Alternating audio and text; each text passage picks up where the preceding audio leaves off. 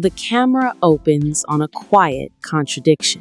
A billionaire pays less tax than their secretary. Not illegally, not secretly, perfectly within the rules. That's the uncomfortable truth. Because when people talk about tax loopholes, they imagine hidden tricks or shady offshore accounts, something illegal, something rare. But the most powerful tax advantages aren't hidden at all. They're written into the system, approved, normalized, used every day by people who can afford to understand them. And right now, that matters more than ever.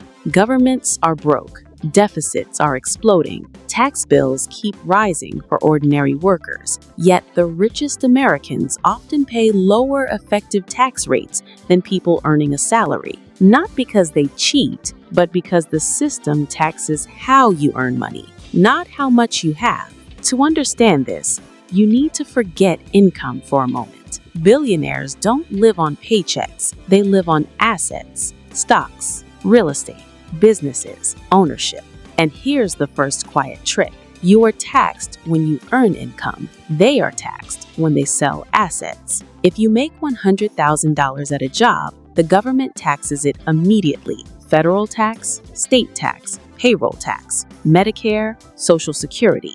It's gone before you even see it. But if a billionaire's stock rises by $100 million, there is no tax bill. Not yet. On paper, they're richer. In reality, nothing taxable happened. That gain is unrealized. And unrealized gains are invisible to the tax system. So they wait and wait and wait, sometimes for decades. But how do they live in the meantime? That's where the most misunderstood loophole comes in: borrowing.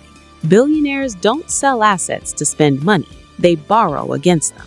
A bank looks at a massive stock portfolio or real estate empire and says yes instantly at low interest. Loans are not income, so no tax. They use borrowed money to buy homes, planes, lifestyles. And when the loan comes due, they refinance or borrow again or let their assets continue rising. It's called buy, borrow, die. Buy assets, borrow against them, die without selling. And when they die, something extraordinary happens. The cost basis resets. That means the government forgets what the asset was originally worth. The heirs inherit it at today's price. All those decades of gains, never taxed, not deferred, erased. That single rule quietly wipes out hundreds of billions in potential taxes every year. Now let's add real estate. Real estate doesn't just appreciate, it depreciates. At least on paper, a billionaire can own a building that rises in value while claiming annual depreciation losses. The tax code allows them to deduct a theoretical wear and tear, even if the property is worth more every year. So the asset grows richer, the tax bill goes lower, sometimes negative. That's how someone can report losses while living lavishly. And if the property is sold, there's another escape hatch, a 1031 exchange. Sell one property, buy another, and defer taxes indefinitely. Do it repeatedly, and taxes stay permanently in the future. Now, zoom out. This isn't about one loophole. It's about a system built for ownership. Wages are taxed aggressively because they're visible, predictable, and hard to avoid. Assets are taxed lightly because they're volatile, negotiable, and politically protected. The irony is almost uncomfortable. The people who need money to live pay tax first. The people who already have money pay tax last. Sometimes never. And here's where defenders step in. They'll say billionaires take risks, they invest, they create jobs. The system rewards growth. And that's partly true. But here's the part that gets ignored. The risk is socialized. The reward is privatized. When markets crash, governments step in.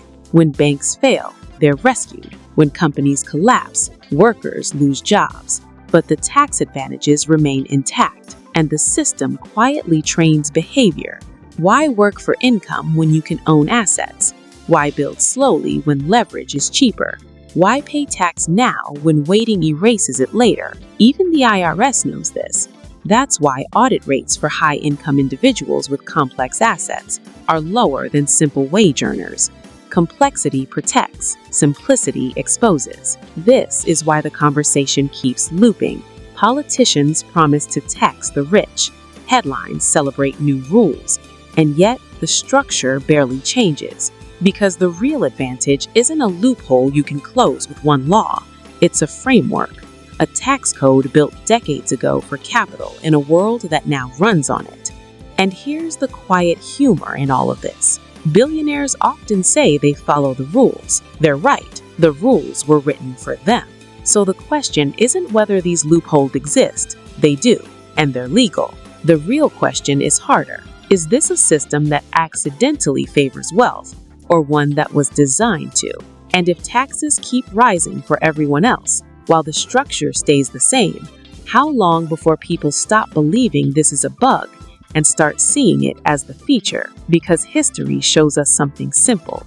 Systems don't collapse when people get angry. They collapse when people realize the game was never meant to be fair.